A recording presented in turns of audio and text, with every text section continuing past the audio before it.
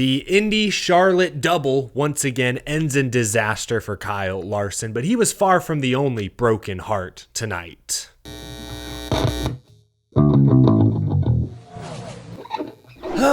How's it going, y'all? My name is Eric. Welcome to Out of the Groove. I am exhausted, and all I did was sit on my couch for 12 hours today. And I even missed the start of Monaco. I slept in, caught the second half, saw all I needed to see, so I really have no excuse to be this exhausted. That's how out of shape I am.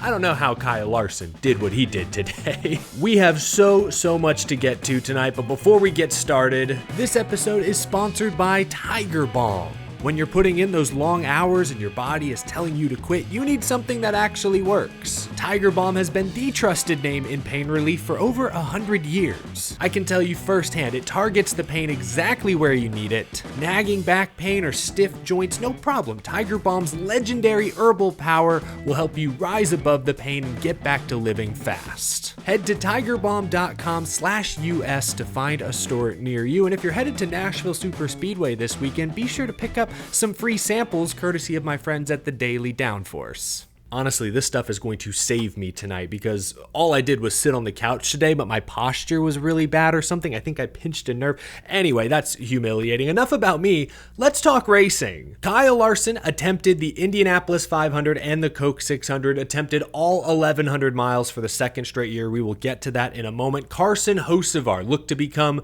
the 9th driver to win his first Cup race in the Coke 600, was oh so close side by side for the lead when the engine let go. We will cover Carson in a few moments. So many surprise finishers tonight worth celebrating. We will cover all of that and so much more. First race for Amazon Prime Video, first ever NASCAR Cup Series race exclusively on a streaming service.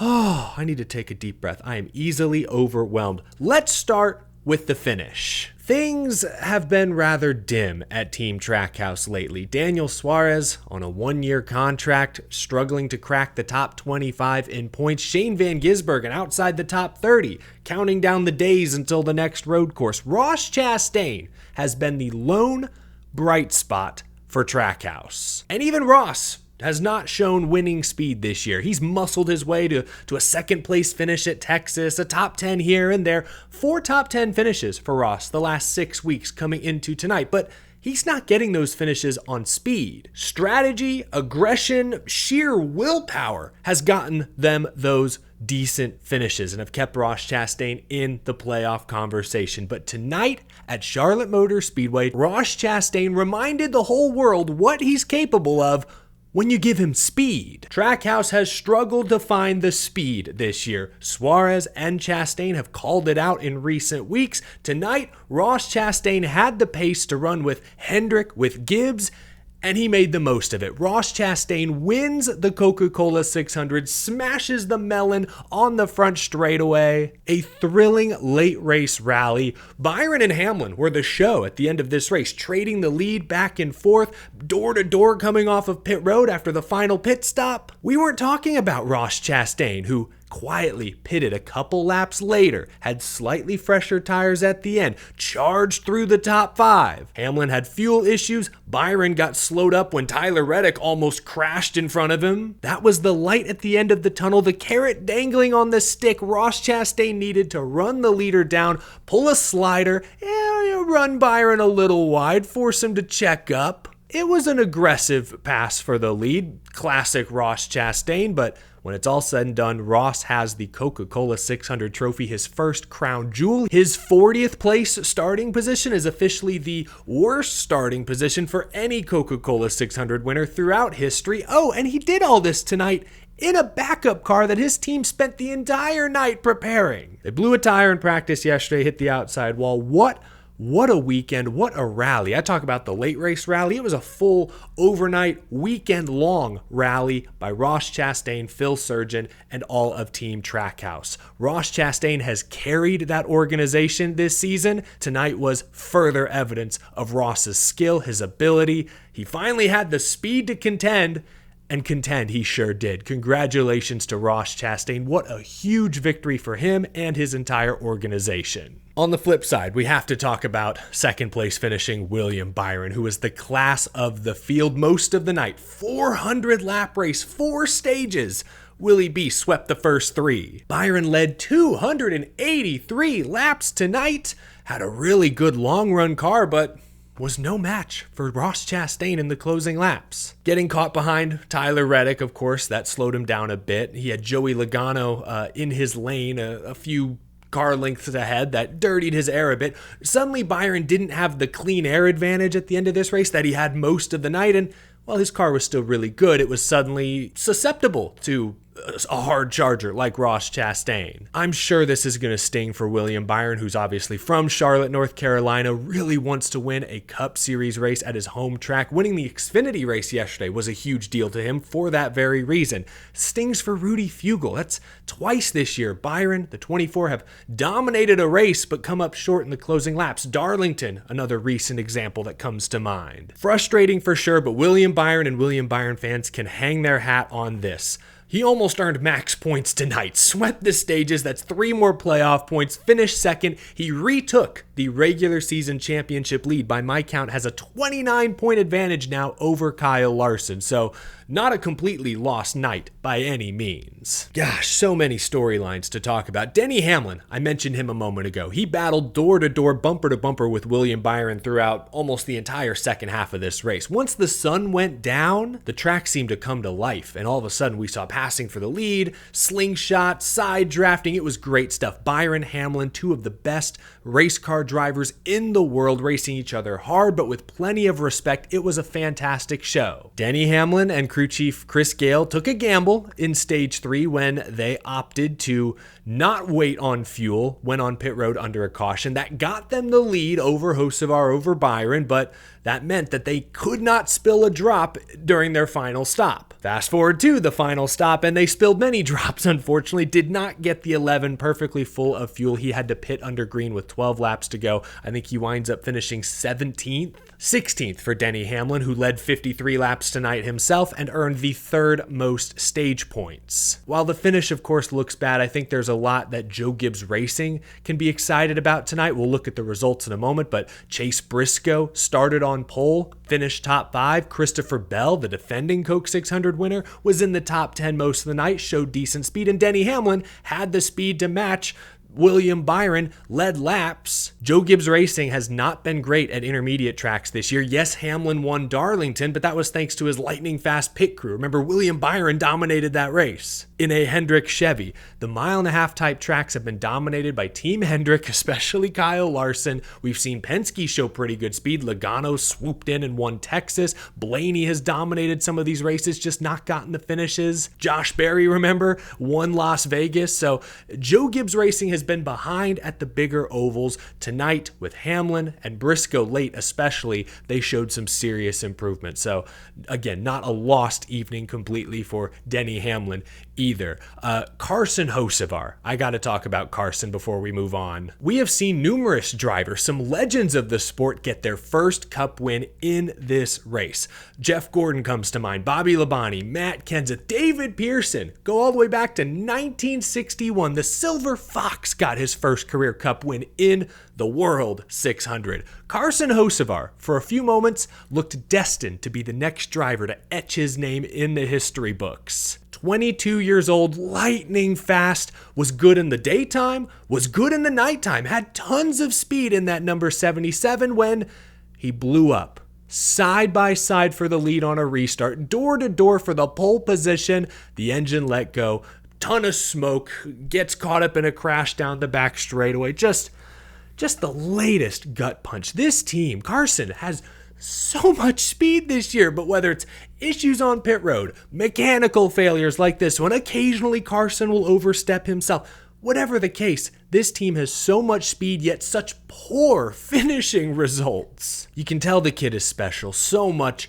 raw talent. If this team ever puts together a full race, he could contend for his first win anytime. I really liked this stretch of intermediate tracks, big high-speed ovals where you stand on the gas. I think that's in Carson's wheelhouse. We go to Nashville next, kind of fits that description. Michigan is coming up. That's his home state. Oh, if you're a Hocevar fan, circle Michigan. I could see some magic happening there. Anyway, I like this stretch of tracks for Hocevar. We saw him almost win Atlanta. We saw him sit on the pole at Texas, really competitive at Charlotte. 1.5 miles, no matter the configuration, seem to be that team's bread and butter. Just gotta get to the end. Damn. We'll talk about Kyle Larson and his unfortunately futile attempt at completing all 1,100 miles in a moment. But first, we need to talk about some of these names inside the top 10.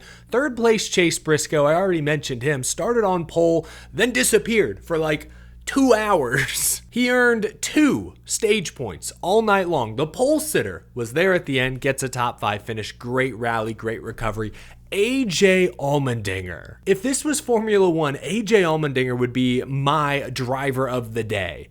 That is a Kaulig racing car, not a Tier 1 Chevy program. They don't get Hendrick engines. He raced inside the top 5 almost all night, all day and night. Like, they kept up with the track changes. They fired off with top 5 speed in the first half of the race. Sun goes down. They stayed in contention all night long when so many of their contemporaries fell out for fuel issues, engine issues, crashes, pit road penalties. AJ Allmendinger and that entire Kaulig racing team were picture perfect from lap 1 to lap 400. He finishes 4th and earned 16 stage points, the 4th most stage points of anyone tonight. A couple weeks ago, after he blew that motor and blew up over the radio, Allmendinger's playoff hopes seemed to be on the rocks. Win at all costs.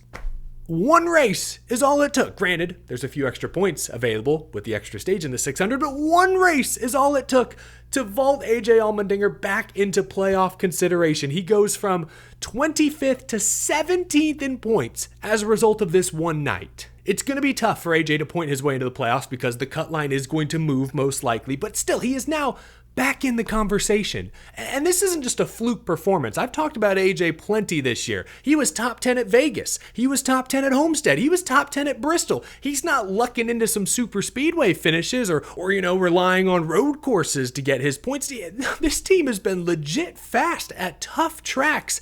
AJ Allmendinger, huge round of applause for his performance tonight. I tip my cap to you, sir, literally. How about Brad Keselowski? Finally gets his first top 10 finish of the year. Only took 13 weeks. Finishes 5th, first top 5 of the season. He didn't earn a single stage point, so it was a grind to get into the top 10, into the top 5 late, but kudos to Brad Keselowski, who's had nothing go right all year.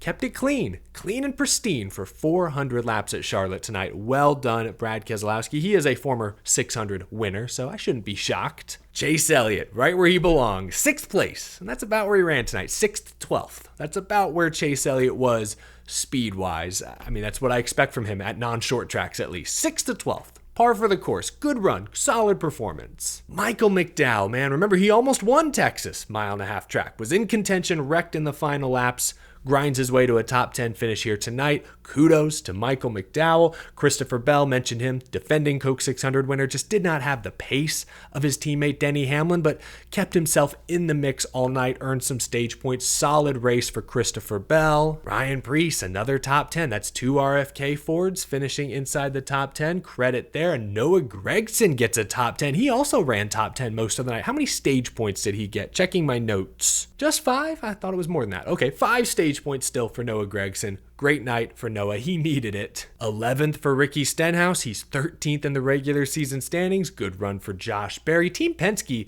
didn't have it tonight.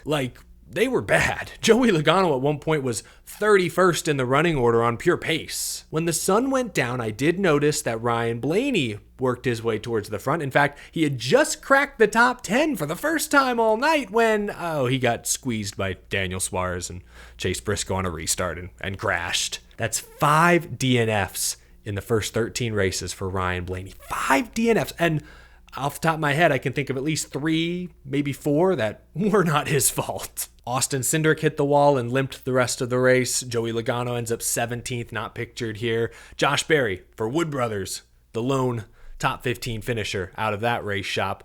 13th place, Eric Jones. Allow me to talk about Legacy Motor Club for a moment. Jimmy Johnson making his 700th career start. Unfortunately spun and crashed on an early restart. Hey, hang your hat on that third place Daytona 500 run, Jimmy, and hang your hat on the fact that Legacy Motor Club is showing some decent pace, finally. Eric Jones finishes 13th. He was top 15, top 10 pretty much all night. John Hunter Nemechek was really good in the daytime. First 200 laps, he ran top 5 almost all night, earned 13 stage points, but a couple of slower pit stops. He fell back to 8th or 9th, then he was like 12th, 13th. I think after one pit stop, he was 19th, and once the sun went down, dirty air, Nemechek did not have the car, the pace to work his way back through the field. But baby steps. Once again, I've said this a few weeks now. Legacy Motor Club taking small steps in the right direction. Good result for Eric Jones. Shane Van Gisbergen. I mentioned Daniel Suarez crashed. Connor Zilic, the 18-year-old, making just his second ever Cup Series start, finished 23rd. Okay, hey, that was my goal for Connor. 18 years old, never raced an oval in his Cup Series career. Just try to complete all the laps. He got caught up in that Jimmy crash, actually spun, but minimal damage to that Red Bull 87, and he just logged laps and was solid the rest of the night. I think Connor Zilic checked all the boxes tonight. Ross Chastain obviously checked the box, and Shane Van Gisbergen, back to Shane, I think he checked a big box tonight. Best oval finish of the season by far, 14th place run. And I saw him on the leaderboard tonight. He wasn't top 15 most of the evening, but he was like 20th, hanging around 20th, pretty consistent, pretty steady, day, night, kept up with the track pretty well. That's a huge step in the right direction. Shane Van Gisbergen has struggled mightily at the ovals this year. We know he'll be good at the road courses. We have a few of them coming up. If he can rack up some decent oval finishes heading into Mexico City, Sonoma, Chicago, get some momentum, get some confidence, this team, look out for them to get that win, punch their ticket into the postseason. Kyle Busch overcame a spin. Shocker, I know, to get a top 15 finish. Solid work for Kyle. Just a couple days after officially announcing he will return to Richard Childress Racing for next season, head to my YouTube channel. I've done a couple videos this week talking about Kyle's future. But there you go. Top finishers tonight at Charlotte, Coca-Cola 600. A couple more mentions here. Tyler Reddick, really fast all night. Top 5 speed, earned the second most stage points, but he sped on pit road in the final stage and then crashed into the wall right in front of William Byron, finished 26th. That's tough. And one more mention, Alex Bowman. I've been a big Alex Bowman believer the past few months, mainly because I believe Bowman to be extremely consistent. Unfortunately, Alex has been inconsistent in 2025. This team just keeps throwing away good runs. Like, he was running top 10 at Darlington a few weeks ago when Bowman hit the wall, bent a toe link, and they finished bad. Texas a few weeks ago, maybe top 5 run, bad pit stop, puts them in traffic, they get caught up in a wreck on the restart. Bristol, obviously, they blew a motor. They had another pit road issue, I think at Martinsville, I think a loose wheel that cost them a good finish. So just a lot of missed opportunities. Tonight, same story. Top 10 pace, and then he just lost it in turn 4. Smacked the outside wall hard, damage on the car they had to spend time repairing. So it just sucks because Alex Bowman, I think he's capable of winning a race. I do think at times they have the speed, but if they don't win a race, they're in a great spot to point their way into the playoffs as long as they don't keep having this happen. And this has happened now a few times this year, early in the season. The inconsistency is concerning because consistency for years seemed to be Alex Bowman's strong suit. Anyway, moving on, I've kept y'all in suspense long enough. One of the biggest stories coming into this weekend for the second consecutive year was Kyle Larson attempting the Indianapolis 500, Coca-Cola 600 in the same day. Last year's effort was thwarted by weather. The Indy 500 was delayed. Larson and team decided to stay at Indy. He ran the race, was really competitive until he sped on pit road, but as a result, they missed the start of the Coke 600, and the race got cut short due to rain before Larson could get in the car. Last season's race, gosh, it's bringing back horrible memories, was so disappointing. That whole Memorial Day Sunday was devastating as a fan of cool racing storylines. So I was very excited for year 2. Even though Larson's month of May up to this point has not been very smooth, at least on the open wheel side. He did win that cup race at Kansas a couple weeks back, but a couple of spins in IndyCar practice, testing, small setbacks throughout the month of May. Still qualified for the 109th running, qualified 21st, essentially 19th after the Penske DQs. Seemed poised to have a solid afternoon at Indianapolis. Then the weather hit. There was a 45 minute delay at the initial start that put Larson's chances of doing the double in jeopardy. He started the Indy 500 and was running okay. He did make a mistake on pit road, stalled the car out, but was starting to recover. Had gotten back up close to the top 20, was making some passes when he got greedy on a restart and the car snapped loose, took another couple guys with him. Brutal way for Larson's second month of May to end, crashing out halfway through roughly of the Indianapolis 500. But he was able to get to Charlotte then with plenty of time to spare. He had qualified second earlier in the weekend, so front row start. He actually led the first lap tonight at Charlotte, was hanging onto the lead nicely in the early going when the car snapped loose. He had hit the wall a few laps earlier. It sounds like something got bent in the toe. He wipes out. Looked like minimal damage, but the 5 car was just never the same the rest of the night, and then eventually he got caught up in the Daniel Suarez Ryan Blaney crash. So as a result, Kyle Larson's quest to complete all 1,100 miles was cut short twice. I think he ran, 220 or so miles at Indianapolis, and then, I don't know, how many miles did he complete tonight? Maybe close to 400? He completed around 600 miles out of the 1,100 that were planned. That's devastating. You kind of could just see it in Larson's face. Really, as soon as the weather first hit in Indianapolis and it became unfortunately clear that he was unlikely to finish that event, I don't know, you could just kind of see it in his eyes when they showed the onboard camera. Like, there's just sort of like a glossiness there, like disbelief. What are you going to do? What can we do differently? It's 2 years in a row the Indy 500 has been dramatically weather delayed. That doesn't usually happen. All the time, energy, resources that have gone into this whole campaign, like for all of it to be jeopardized by a fluke rain shower in Speedway, Indiana. Like, you could just kind of see in his face, even then after he crashed out and was talking to the reporters in the garage after, like, he just looked disconnected. And I honestly can't blame him. I commend Larson, and I have commended him many times this year for having an unbelievably short memory. One week he makes a mistake, crashes. The next week he dominates. Like, he can flip a switch, does not go through slumps. We've talked about it. But today felt a little different. And it is just one day. But after what happened in Indianapolis, there was no fire in Kyle Larson's face. There really wasn't a lot of fire around this whole campaign this year, if I can be completely honest. Maybe that's some of what Larson felt. Like, there was so much hype last year. And I think the thing about the 2024 attempt was that Larson proved last May that he can run top 5 in the Indy 500 and maybe can contend for the win. I mean, last year at Indy, he qualified in the Fast 6 and raced in the top 5, top 10 all day until he sped on pit road and made just an unfortunate mistake. But like, he showed last year that he had the pace to potentially contend for the Borg-Warner Trophy.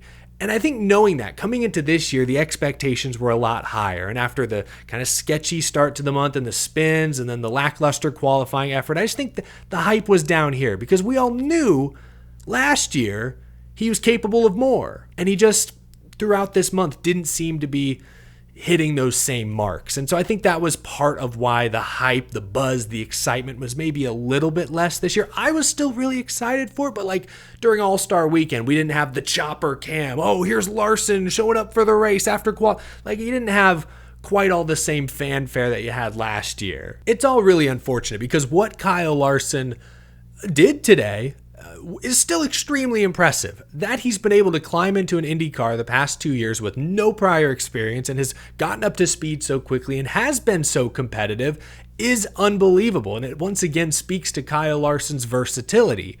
Unfortunately, the results at Indy last year and this year, plus what happened in Charlotte tonight, I think the best driver in the world debate that fans like to have on social media, I think that debate is going to continue to rage on. I think that's the thing. I think that's the opportunity that was missed last year and then this year.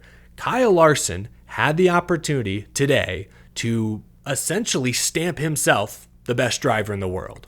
Like, if he had gone out to Indy and run top 10, run top 5, hopefully finish there, and then he comes to Charlotte, starts on the front row, leads laps and contends for the win. If he had done that today and completed all 1,100 miles, first since Tony Stewart, if he had done that, I think the Larson fans would have had a real strong case that their guy is currently the best all-around race car driver in the world. As things currently stand, I think that's still a debate that fans can continue to have. But the answer is not clear, I would say, after how this whole month has transpired. I would still argue Larson is the most versatile, successful race car driver in the world right now, but all time, no. I actually, you know what? I would argue Tony Stewart might still be the most versatile, active race car driver in the world, considering his recent Top Fuel success. Like, he's still doing it at age 50-something. So that's my point. Like, I think Kyle Larson had the opportunity, and it was going to be tough. Like, it was going to be really tough for him to do it, but he had the opportunity this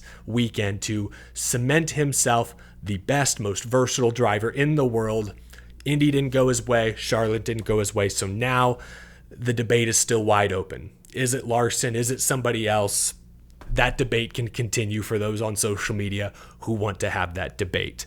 Looking ahead to 2026, Larson, as I understand, does not have a deal to run the Indy 500 next year. The deal with Arrow McLaren and Hendrick was a 2-year contract. That's now over and done with. Larson was asked, I believe, tonight by PRN if he would go back to Indy, and he left the door open, said he'd like to, but didn't sound sure that it would be next year or anytime particularly soon. So we'll see. I would like to see Kyle Larson run the Indianapolis 500 again. With NASCAR's playoff eligibility requirements, it's stressful to put all that time and money and energy into doing the double, knowing that the Charlotte Coke 600 has to be your priority. That puts some pressure on the driver, the team. That makes it a harder decision, but Larson has been willing to do it twice now. I hope, even if it's not next year, that he tries again sometime in the near future, because he's getting more and more experience. I think some of the spins and incidents this past month were because he was feeling more comfortable behind the wheel of that car. He was feeling more comfortable pushing the limits now that he has a few more laps under his belt. So if he keeps going back, I do think eventually Larson will have the success he's looking for. So if that's not next year, the year after, I'd love to see him do it again. Fans, let me know in the comments if there are any other current Cup Series or NASCAR drivers in general that you would like to see attempt the double. Any realistic choices? Kyle Busch has expressed interest, but that was several years ago. Not sure that would come together now. Anyway, all this is to say, it was another disappointing double attempt for Kyle Larson. Weather played a factor, on-track incidents and inexperience played a factor. I want to see the NASCAR guy do well. I root for cool storylines, and Larson completing the double, doing all 1,100 miles, that would have been a great historic story. And unfortunately, we did not get that for the second year in a row. But back to Charlotte. I know this is a long episode, so much to cover. This was also the first ever NASCAR Cup Series race broadcast on Prime Video, a streaming service. I'll just give some general thoughts real quick. Not going to dive into all the details right here, right now. I am far too tired to do that. Overall, I was impressed. I thought during the pre-race show, having the desk or the stage out on the racetrack closer to the fans created a more electric atmosphere. In the past, we've seen networks put the desk like behind pit road, behind the wall, away from most of the fans. And I really liked the way they did it here. Fans were bearing down on Carl and Corey and Danielle Trotta, but it created a great atmosphere. So I really appreciated that during the pre-race show. Side-by-side commercials the entire night, at least over any green flag racing. So we did not miss a lap of green flag action. That's phenomenal. Love that. I thought the picture quality was really good. The sound mixing, especially at the start of the race, hit hard. That was awesome.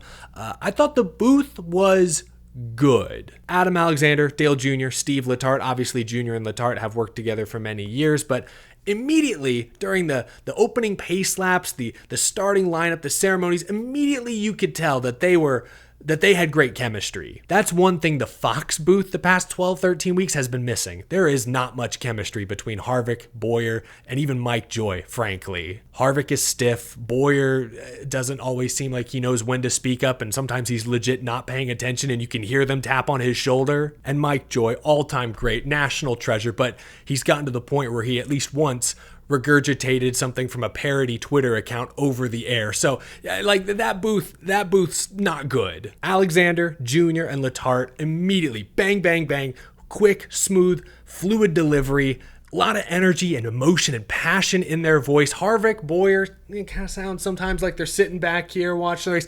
Junior, Letarte, they're here. They are on the edge of their seat. You can hear it. Just listen to last week's broadcast and then this week's broadcast, and it's a completely different tone. I talk about Harvick having a great analytical mind on the Fox broadcast, but he has no stage presence. He doesn't have any charisma. There's no big game emotion in his voice. Junior, Letarte, you might think they get a little too amped up sometimes. That's fair, but at least there's emotion in nearly every single thing they say. When you're the lead voice on the broadcast, you need to be part of the show, or you need to enhance the show. And for the most part, I thought the booth tonight did that.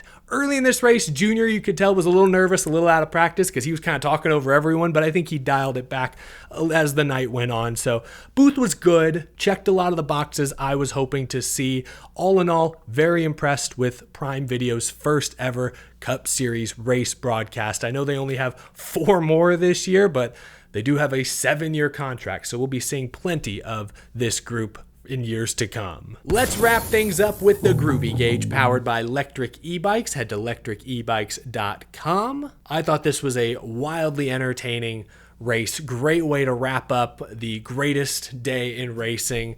The first half, it was very difficult to pass the leader in clean air. Clean air was king, but as the sun went down, track cooled off, little grippier. Suddenly the second car didn't seem to be at as quite as big of a disadvantage. We saw Hamlin and Byron actually swap the lead a couple of times. Ross Chastain, granted there was some lap traffic in the way, but was able to make a move and make a pass for the win in the closing laps. There were plenty of shocking whoa moments like Hocevar blowing a motor, Hamlin's team messing up the fuel strategy, or some of the wrecks early on. So this race had spectacle, had surprises, I think had some great racing between Hamlin and Byron, an exciting finish with kind of a surprising, unexpected, but deserving winner in Ross Chastain. I'm going to give the Coke 600 a 90. This is probably one of the best races of the season, definitely the best Cup race I've seen in several weeks. I had a good time with this, even though it was long, over 4.5 hours long to be exact. Let me know what you thought of tonight's Coca-Cola 600 down in the comments. Whew. All right, I think I hit everything in my notes. Anything I missed, we'll talk about this week, believe me. Thanks for watching, folks. Leave a like on this video if you enjoyed. Subscribe for more. We do race reactions every Sunday night. Monday through Friday, we talk news, rumors, and so much more. If you love NASCAR, you're in the right place. Big thank you to my Patreon supporters as well. Thank you all for watching this video. I hope you have a great rest of your weekend. I hope you have a good Memorial Day, holiday tomorrow, a day of remembrance. I thought NASCAR and Charlotte Motor Speedway, once again, the tributes, the pageantry from all the teams, the drivers, beautiful scenes, moving moments tonight at Charlotte Motor Speedway. So I hope you all have a great Memorial Day and remember those who have made the ultimate sacrifice for us, for our freedoms, for this entire country. On that note, that is going to do it for one of the longest post-race episodes of Out of the Groove ever. Have a great rest of your night, folks. I will talk to you again real soon.